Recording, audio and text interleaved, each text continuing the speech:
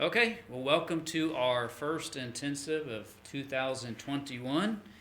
We are pleased to have with us this weekend Dr. Mike Stollard from Friends of Israel, and he's going to be teaching on the new anti-Semitism. Why do people hate Jewish people so much? So this should be a fascinating topic as far as learning what's going on out there, and hopefully we can learn how to combat the new anti-Semitism. As you will see, it's very political too. This intensive was actually scheduled for last year, back in November, but because of some COVID concerns, we had to postpone it. But we decided, because of not only the speaker, but of the importance of the topic, that we had to reschedule it. So here we are in March of 2021, having this intensive. Now, Dr. Stollard is, again, with Friends of Israel. He is the International Missions Director over there. Previously, he was with Baptist Bible College, both as a professor and the seminary dean, if I'm correct. He's pastored several different churches, number of years of being in the pastorate. He has written several books, a lot of journal articles. He's a prolific writer. If anyone knows dispensationalism, this is the guy. He's studied it quite a bit, and we're, again, grateful to have him this weekend. He just got done teaching down at the Chafer Conference, 6 different lectures, so I'm sure he's probably pretty tired, but I think he'll do good this weekend. We'll just have to pay really close attention and learn, and we'll probably get a lot out of this. So you should have a couple pieces of paper. First, you should have an outline, and Dr. Stoller is going to go through the outline. And then you should also have a recommended reading list, some required textbooks that we're going to have for the course, but also some textbooks too, in addition, that you might want to have in your library. And then the third thing, you should have a whole section of notes. Should be 27 pages of notes that he's going to go through this weekend. So, with that, I'd like to introduce Dr. Mike Stoller.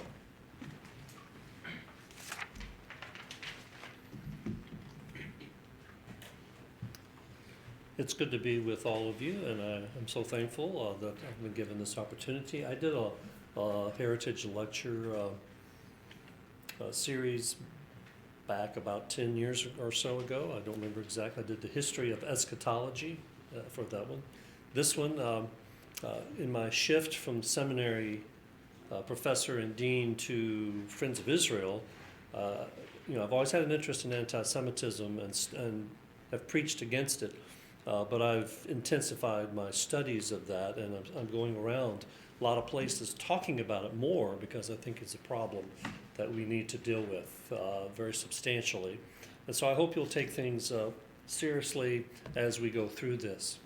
In terms of the schedule, the first session is going to be probably the most informal session. I'm going to start here in just a second. We're going to do a drone flyover of Auschwitz. Now, how many of you have ever been to Poland and to Auschwitz? Anybody?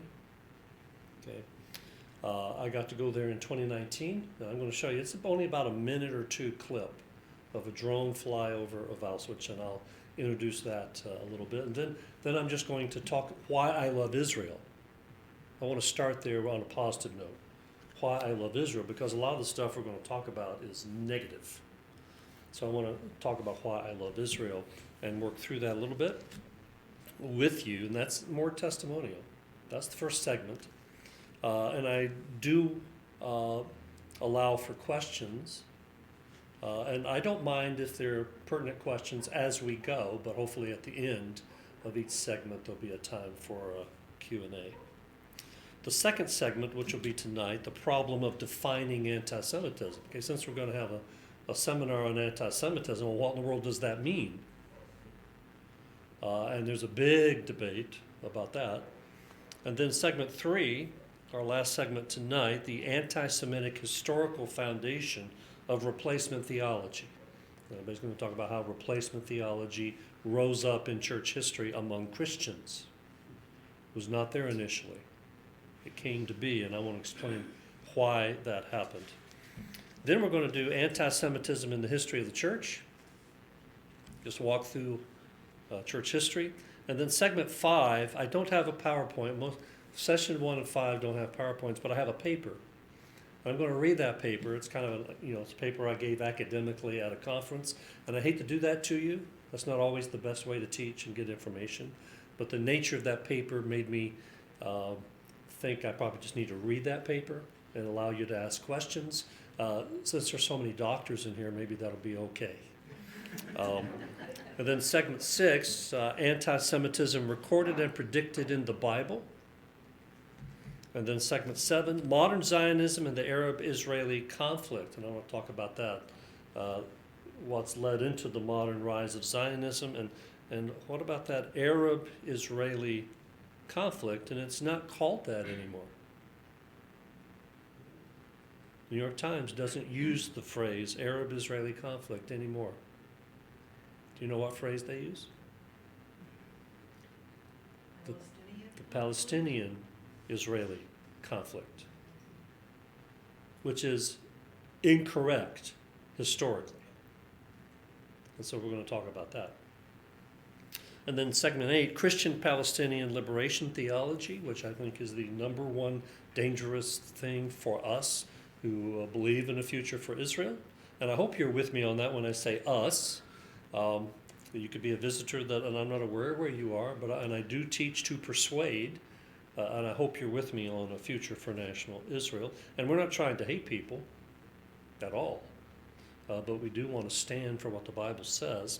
And then the last segment, what is new about anti-Semitism, kind of a wrap-up session and final extended Q&A for you. So that's where I am headed as we go through this. So let's move into the actual things I want to do, the two things I want to do, the flyover of Auschwitz, and then why I love Jewish people and Israel. Okay? Now, I'm going to play this off of my computer, and then let's see if this thing, if I can get this closer to the microphone. There is a little bit of eerie sounding music that goes with this, and I just want to kind of boost that up a little bit for you. You will see two different sections. At Auschwitz, there's Auschwitz proper, which is where the buildings are, and where the gas chambers and where the ovens still exist. We still see them. And where the museum is mostly set up, and most of it's there. And then about 2 kilometers away is the other part of Auschwitz. It's called Birkenau. Okay, and that's much larger, and they had a lot more of the gas chambers and ovens there, but the Nazis, as the Russians were coming in, destroyed those. They didn't have time to destroy the others. So, as the Russians were coming in. So, you're going to see in Birkenau, a lot of the buildings are torn down, but you see what's left of the foundation of those buildings. And here's the thing you want to think about as you watch this. Just real quick flyover. The Jews usually were not brought into the camps and put in the camps and lived there for a while and then gassed. The Jewish people were normally taken immediately off the trains to go to the gas chambers and the crematorium. A few, because of their strength, might have been kept aside to be helpers in the camp. Gentiles taken off to be helpers in the camp. But by and large, most Jews went straight to the gas chambers. And I think that increased as time went along in World War II. So you want to think about that, and then we'll talk about that a little more. Just kind of think about what you're seeing. You'll also see the famous sign, entrance to Auschwitz, work makes free, in German. See if we can get this thing to work.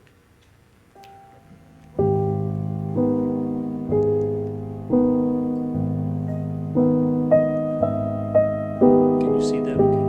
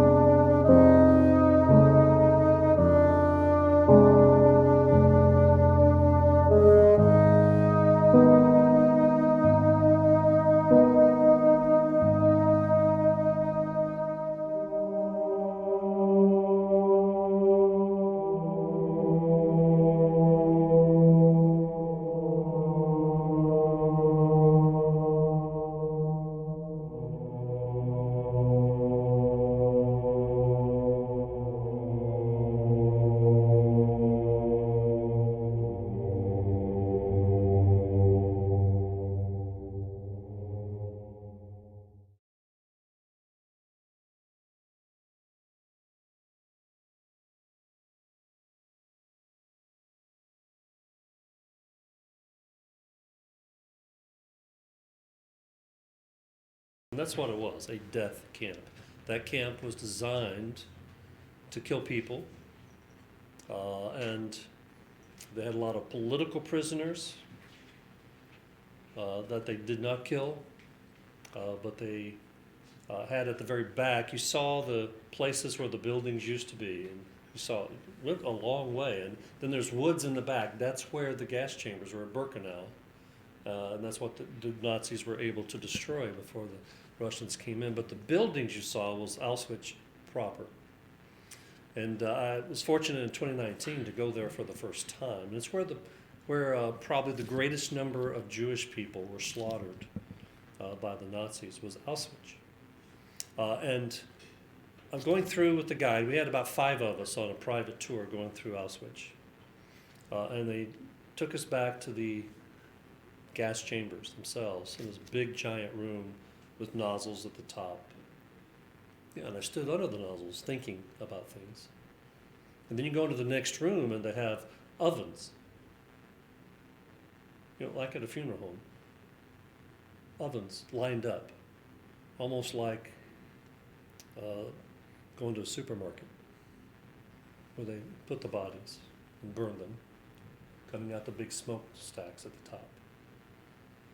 And then they take you outside across the small road, and there's a little grassy area, and there's gallows. And he was taking us over there. I said, that's interesting, gallows. What's this? And then he explained to us at the Nuremberg trial, the Auschwitz commandant was declared guilty of genocide and sentenced to death. And they brought him back to that place and hung him. So the very last thing he saw was the place where he had killed so many Jewish people. And at that moment, my emotions kind of surprised me. I was overjoyed. And I thought, this is justice. This is real justice. People talking about justice a lot these days, social justice. That was social justice. That a man was executed for all that he had done in unfairly executing millions of people. And that hangs over us. And theology has been affected by that since the Holocaust. Theological discussions have erupted in all sorts of directions, and the Jewish people have bolted largely to atheism and agnosticism because of it. And so we need to think about that. And I start there. That's a bit of a downer, but I want to tell you the upper about the social justice done against the commandant there. But I want to talk to you now why I love Israel. And there's a page of notes for you in your handouts. Segment 1, why I love Israel. Now it says at the top of the notes from video presentation, and I decided to just talk and not give the video of me talking. So, and I hope this will work out for you. And just take some notes. I got some basic things down here. It's not complicated. And then we can maybe have some questions at the end. This is a presentation that I've given twice before, at least different renditions of it. Both times I gave it were at Binghamton University in Binghamton, New York. That's a university that has anywhere from 17,000 to 20,000 students. 6,000 of them roughly are Jewish. Very interesting school. And I was at the seminary. I wasn't at Friends of Israel yet when I first went there. I think it's like 2013 or somewhere around there. And I was the evangelical speaker. And then they had a Jewish lady who was an activist, a social activist person from Stand With Israel who lived in Chicago. Her name is Peggy Shapiro. And she came and spoke. And she was the Jewish speaker, and I was the evangelical speaker. The event was Thank God for Israel Day at Binghamton University. Tim Munger, who works for Friends of Israel now, and worked for them then, He was the consultant helping the Campus Bible Fellowship put on this event. And so he was coaching all of us what to say, maybe what not to say, because they were worried that there might be some, quote, Palestinian picketers or something at the event, which didn't happen. But they were worried about that. And he said, try not to be too hard on the Muslims. They're just worried about that. Well, Peggy Shapiro, she wasn't there for that meeting, and she laid into him pretty good. And so I'm sitting there, I'm going to speak next, and I said, I don't have anything to worry about when I get up and talk. But then they had music, they had the Campus Bible Fellowship do Christian music, and they had the Jewish people do Jewish music.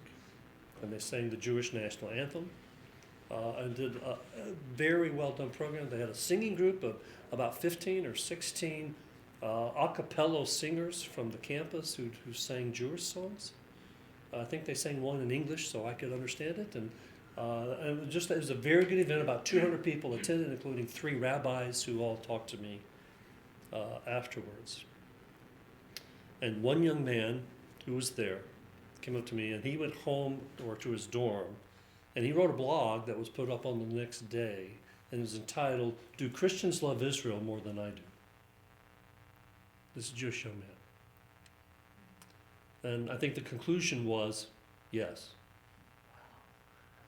Now, let me walk through the presentation. And the second time I did it, I only had 8 people there. It was the Monday after the lockdowns had started, back in March last year. And I drove up on Sunday. Everybody didn't really know what was going to happen. And I got there 5 o'clock. The event was still scheduled at 5 p.m. They announced that all the events at the university were canceled that night, so it was canceled. And we were expecting maybe 50 if it wasn't canceled. So they got together and said, and there's a committee of 2 Jewish students and 6 Christian students. And we went over to the Chabad Jewish Center, off campus. They were still open. And we were the last ones to have a meal there. We had pizza and French fries. Is that kosher? Well, the pizza was cheese pizza. It had no pepperoni on it. Okay. If it had pepperoni, it would not be kosher. But they had me, while they were fixing the pizza, they said, we still want you to do your presentation. So I sat at a table like this. They put up an iPhone and taped it, recorded it. And so the 8 students plus the leaders of the Campus Bible Fellowship were sitting there as I gave this presentation to them. And then we sat around for 2 hours afterwards just talking. And it's interesting, the Jewish students did not get upset when I gave my unique Christian testimony. This is not, it's not an ecumenical thing. We're not trying to get people into the Jewish synagogue. So we're not talking about an ecumenical religious event. This was an event to celebrate Israel and to let them know, and this is an important thing for all of us, we have to let Jewish people know that there are Christians who love them, even if they don't accept our Jewish Messiah named Jesus. And that's important. It's important for us to communicate that. More people are brought to the Lord through love than being slammed up against the wall. Now, there are some people who probably need that. But most people need to be loved in to God's coming kingdom by putting their faith in Jesus. So let me walk through the first 3 things. I tell them 3 things you need to know about me. And this is important, and you can maybe think about this as a way for you to organize if you ever have a chance to share your faith with a Jewish person. It's helpful to be honest about a few things up front. Okay. First, I tell them I'm an evangelical Christian and I'm a Gentile. I tell them that right off. And that would be, and to them, that's okay. If I get them saying I'm an evangelical Christian and I'm Jewish, That's not okay from their point of view. They view them like traitors. But it's okay for a Gentile to be a Christian. And I talk about my faith, and I share with them a brief testimony. I mean, just maybe a one-line testimony of me coming to Christ. And I also mention in the 1970s, evangelicals in America started to become the best friends of Israel. It was even before that.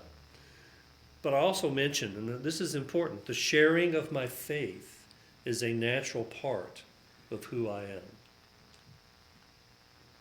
You see, in Jewish circles, to many Jewish people, the sharing of Christian faith with a Jew is an act of anti-Semitism.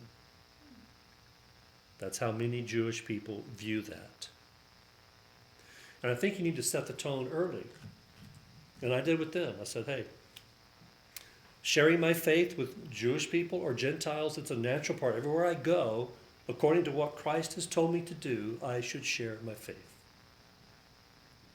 I think that puts them a little bit at ease, maybe not entirely, but it helps them to understand that I'm not trying to just clobber them with Jesus, that I really care. Number two, I tell them, and not everybody can have this experience, but you may have something else, but I used to be an aerospace engineer before I took my first church.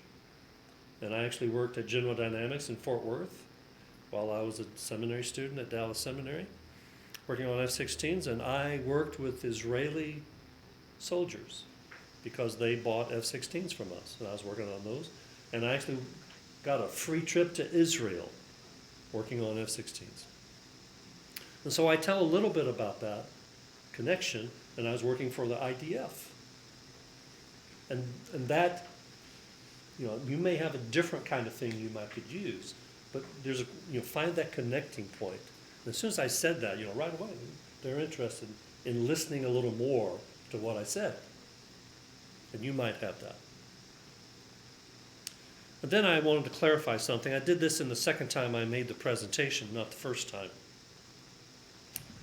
There was some confusion the first time I presented. Are you talking about the nation of Israel or Jewish people everywhere when you say Israel? And the answer is yes.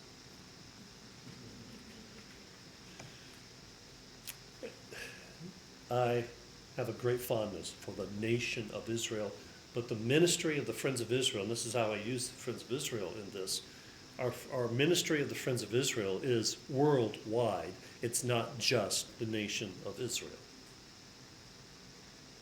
In fact, it includes North America. Friends of Israel was founded in 1938 in response to the Night of the Broken Glass, which we'll talk about later. And a group of businessmen and Christian leaders met in Philadelphia. People like Louis Sperry Chafer, the founder of Dallas Seminary, Harry Ironside, the pastor of Moody Memorial Church. They met with some Christian businessmen in Philadelphia, and they started a refugee organization, Jewish refugee organization, to try to get the Jewish people out of Germany. Now that evolved very quickly into also being a teaching ministry and outreach ministry. And that's the organization that I work for. We have a worker in Melbourne, Australia, who goes into 3 Jewish nursing facilities and provides music for them. We have a free medical clinic located between 2 Jewish quarters in Buenos Aires, Argentina. And it's interesting, this last year, it's been a hard year for them with COVID. Argentina is a tough place in many respects, but it's interesting. The 3 people on the FOI staff are all medical doctors. And they were able to get into homes and hospitals and other places when pastors and Christians could not get in. The Lord worked that out. And they're very evangelistic people. So it's a social work, yes, that they do, free clinic, but it's also one of the most evangelistic ministries that we have, and people come to the Lord. In Poland, we have summer camps for Jewish children from Ukraine and Belarus. We actually bring the kids there, and they're all Jewish kids. And they have a 9-day camp. Now, last year we had to cancel those because of COVID. This year we're hoping we get to do them again. And we have seminars and teaching. I do this. I've taught all over, talking about anti-Semitism. We do that everywhere we can. Teach in churches. And we have relief funds that are used around the world to help Jewish people. And in Western Europe, that's not needed as much. Eastern Europe needs it greatly. So I start with those three things about me. I'm an evangelical Christian. I was an aerospace engineer working with the Israeli Air Force. And I believe in a ministry that's for all Jewish people, not just the Jews in Israel. Now, with that as a background, that's the first three things. Here are the 5 reasons I love Israel. Number 1 is the theological reason. Theological reason. Now you know I was going to start there, didn't you? Genesis 12, 1 through 3. In Genesis chapter 15, but let's read Genesis 12, 1 through 3. The Lord had said to Abram, leave your country, your people, and your father's household, and go to the land I will show you. I will make you into a great nation, and I will bless you. I will make your name great, and you will be a blessing. I will bless those who bless you, and whoever curses you I will curse, and all peoples on earth will be blessed through you. The beginning, now the actual covenant's not made till Genesis 15, but the promise begins here that's codified in the covenant promise of Genesis 15. The beginning, the Abrahamic covenant. The future of Israel starts here. The future of the Jewish people starts here. But notice several things about it. That means the Jews are God's chosen people still. This passage has never been canceled by later revelation.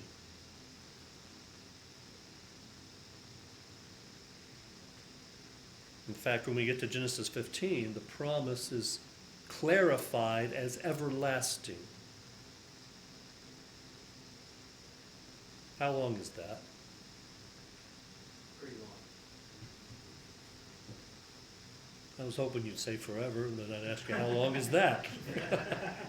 It goes on and on and on and on, and it's never going to stop. That's God's plan. Then we have William Blackstone and other Christians from the late 1800s and early 1900s. They were trying to get U.S. presidents to recognize the need to send the Jewish people back to the geographical territory of Palestine.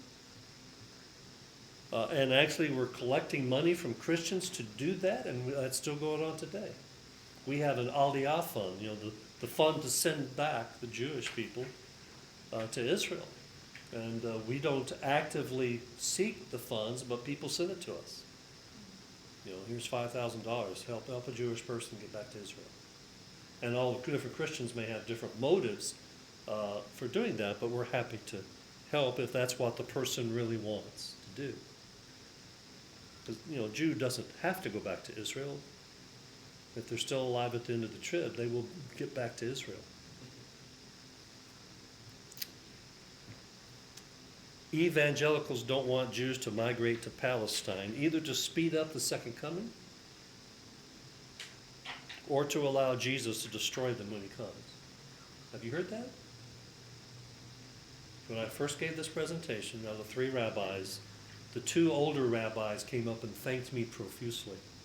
The young rabbi came up and got in my face and challenged me. He said, you believe that you want all the Jews to get back to Israel so that Jesus will destroy them when he comes back. I said, no, I've read Zechariah 12-14. When Jesus comes back, he's going to deliver Jerusalem and Israel.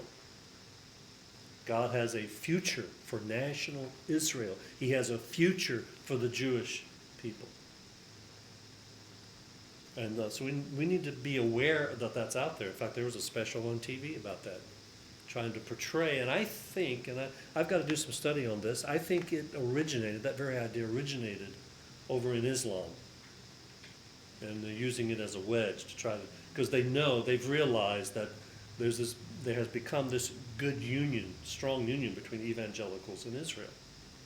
And so, in fact, the union between evangelicals like us and Israel is stronger than the union between Jewish people in America and Israel. So they need to break that. So that's my first reason, is theological. Second reason is personal friendship reason. My personal friendship reason. Spending time with people of any kind usually helps you to love them. Don't you think that's true? Except maybe husbands and wives, you know. You know, the soldiers I worked with up in Fort Worth and then in Israel, and I was there in 1982, summer of 1982. They were at war when I was there. And I could sense the concerns they had, their fears about their families. I could hear about their dreams. I remember Colonel Epstein, who came to Fort Worth, Texas, and I worked with him for a couple of years. Born and raised in Israel, very sharp guy. And I took him to a Texas Rangers baseball game over there in Arlington. And as he walked into the stadium and he looked out at the field, he goes, "Wow, I've never seen anything like this." Yeah, we got to sit down, watch a game. I got to teach him what baseball was. And there was a little friendship, and I got to witness to him several times. He heard the gospel.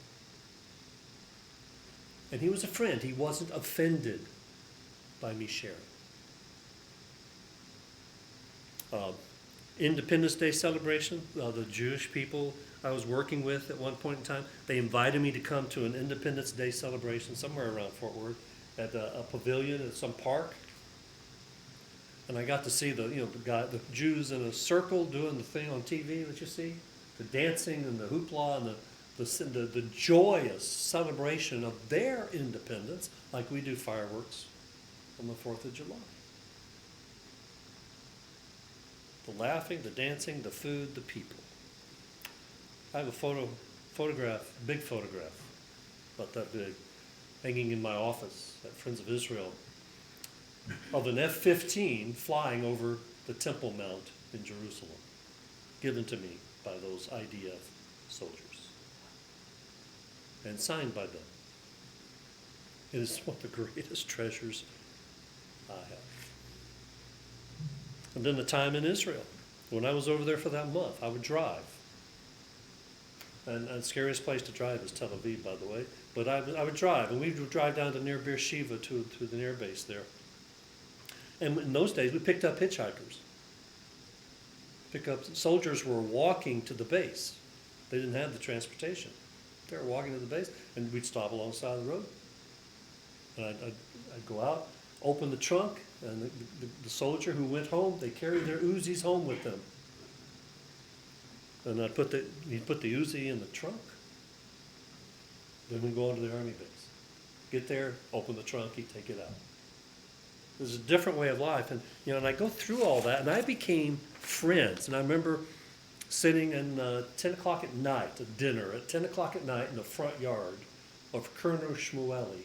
He was a hero of the 6-Day War. He defused a bomb on an airplane just in time. Just like a James Bond movie. And someone there knew about that, I didn't, and they said, "Will you show us your medals?" And he reluctantly went and he got his medals and passed around the medals from the 6-Day War.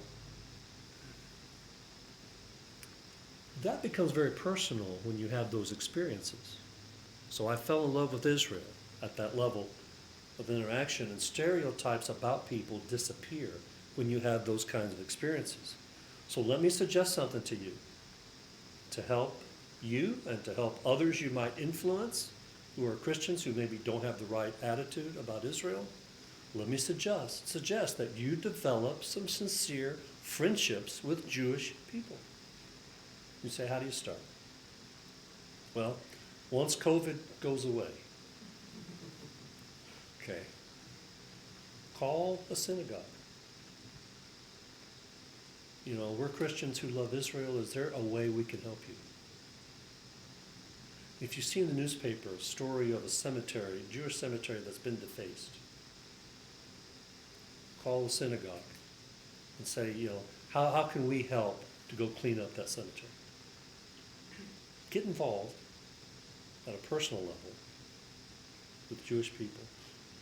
Now that'll take different forms based upon who God brings in your life. Start praying about it and ask God to do that. Number 3 is the compassion reason. And I'm going to not say very much here because so much of the rest of my presentations are going to be in that area. But the fact of the matter is, the persecution of the Jews and their entire history makes my heart ache for them. And I think that pushes me to love them. Now maybe it wouldn't if I didn't have the first reason, the theological reason, but I do have that. And so it reinforces my love for them. But we'll talk about that. We're going to talk about the Holocaust, about the history of pogroms in recent times, the response of the world, why the world hates the Jews. We're going to talk about those things. And of course, that doesn't mean we have no compassion for others. See, the world plays a zero-sum game. If I love the Jews, I must hate the Arabs. I think we can love both. Number 4 is the political reason. Now, when I talk about this, we want to be very clear. We never say Israel right or wrong, just like we never say America right or wrong. You know, I'm an American. I'm proud to be an American. I'm proud to be a Southern boy in America. And God placed me in this time and place in this nation. And I'm proud of that situation. But it's a tradition in America for us to complain about our government. Isn't it? We've been given that right. And we never say America right or wrong. Same way with Israel. Just because Israel's in prophecy and they have a future, and you don't always assume that everything that they do as a government is right. So you need to do your homework when the news comes out and they have this and that and they criticize. But the fact of the matter is, the facts on the ground support Israel more than it supports the Arab narrative, which we'll talk about what the Arab narrative is in the Middle East. Let's look at it a different way. Which country is the only democracy or democratic country in the Middle East? Let's see, Saudi Arabia? No. Iran? Iraq? Jordan? Egypt? It's Israel. And did you know that in the Israeli Knesset, that's their parliament, there are Muslim Arabs who are voting members?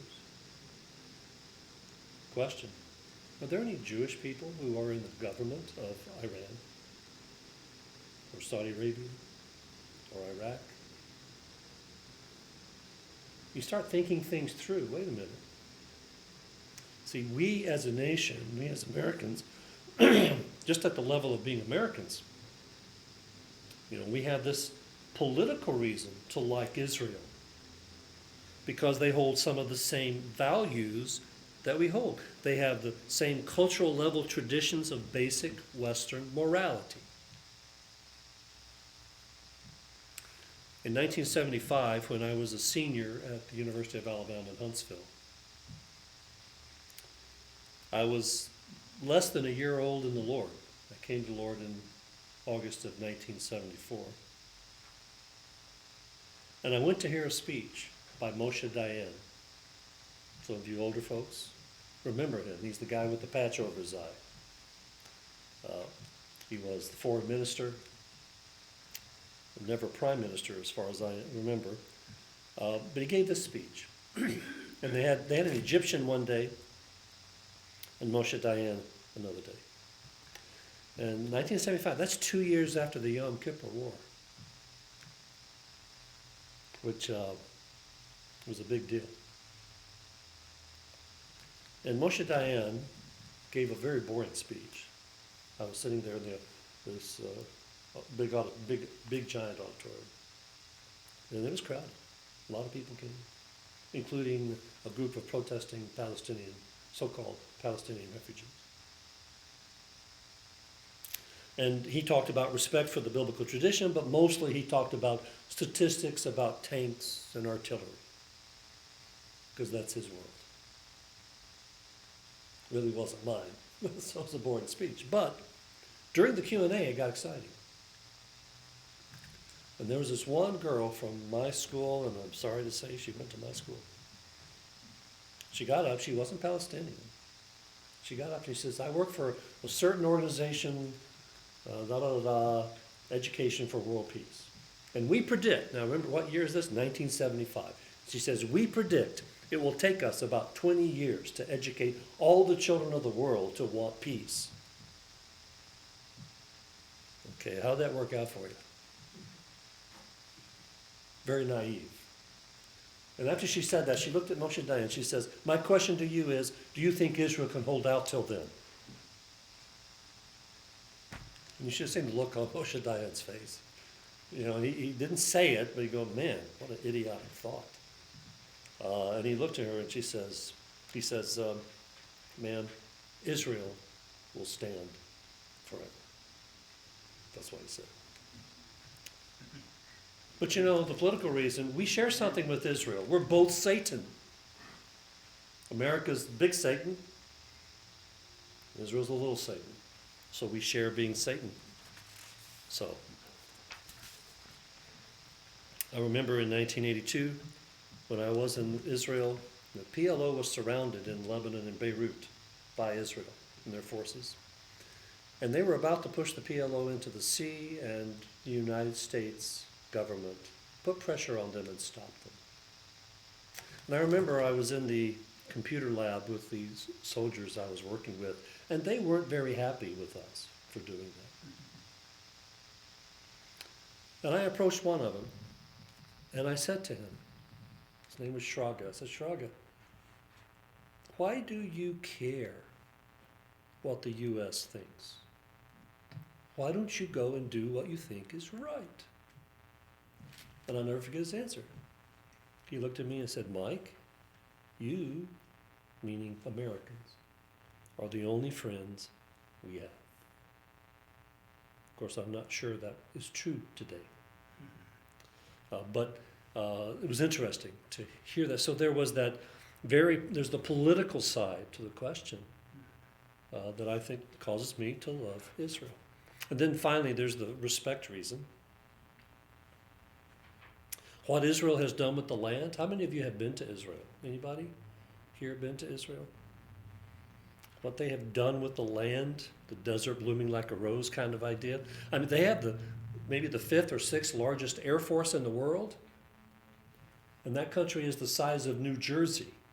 Do you think New Jersey could end up with the 5th or 6th largest air force in the world? The scientific exploration, I mean, they're turning salt water into fresh water, things like that.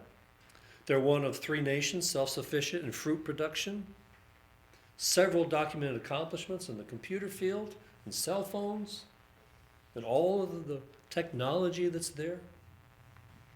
And Entebbe in 1976 greatly impressed me when they went in. They had the hostage situation. They took the airplane to Uganda at Entebbe, and they went in and got their hostages out. And if I was an American in that situation, I would wonder, would the American government come and get me out? So there is that respect reason, and I could go on and on about that, but I don't have the time. So let me conclude. Can I love Arabs and Israeli Jews at the same time? I hope I can say yes, even though the world seems to try to make this impossible. Friends of Israel, we have 3 church planters in Israel. And they have group meetings with Christian Arabs and their churches. Their youth groups will get together. The churches will have joint worship services together. You know, we do that in America. 2 churches will get together and do things. But here, there's always a wall because the Christian Arabs are not pro-Israel. By and large, you might find 1 or 2 individuals, but I don't think you can find a church in Israel, a Christian church, that is pro-Israel theologically. But they want to bring the tensions down. And they want to say we can love our Arab brothers in Christ. But that's a good thing. Rabbi Heschel was a famous rabbi in the early 1900s. I believe he's American. And he made a statement that I actually like. It's in one of his books. I think it's the book entitled The Prophets. He said, "The love of the land was due to an imperative, not to an instinct, not to a sentiment. There is a covenant and engagement of the people to the land. To abandon the land would be to make mockery of all of our longings, prayer, and commitments. To abandon the land would be to repudiate the Bible." And we're going to talk later about some professing Christians who can't stand the land promises in the Old Testament. But in Psalm 122, there's a prayer for the peace of Jerusalem. You remember that? Pray for the peace of Jerusalem. May those who love you be secure. May there be peace within your walls and security within your citadels. For the sake of my brothers and friends, I will say, peace be within you. For the sake of the house of the Lord our God, I will seek your prosperity. Now, there's no temple there now. So I can't pray about a temple there. But I think I can still pray for Jerusalem and the nation. So my heart joins in this prayer, trying not to have animus toward anyone else, but to love the nation of Israel, its great city, and I want to say this, and Jewish people everywhere. So that is, in a nutshell, why I love Israel. Okay, any questions? Yes, sir. You said Israel has the 4th largest Air Force in the world? I think I said 5th or 6th. It used to be 3rd, actually, years ago. It used to be in the 1980s, I think it was 3rd. I think it's 5th or 6th, and that's because China has grown as a humongous Air Force now, and other things. Just so I can gain a perspective on how much emphasis they put on, how does that relate to how much army do they have by comparison? Oh, in terms of Air Force and Army, Yeah, how many tanks? I think they're probably evenly divided, really? but they have, because they have a lot of tanks and a lot of infantry. But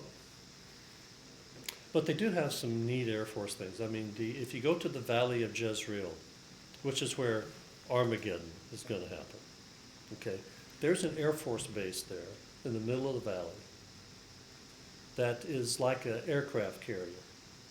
They land the airplanes, mostly F-16s, at least that I've seen, land there, and then they elevator them down under the ground, just like an aircraft carrier. So they won't get bombed on the surface. There's some protection for them. Then they bring them up and they take off. They're being very creative with those things. Because, I mean, they're the size of New Jersey. So they have to be creative.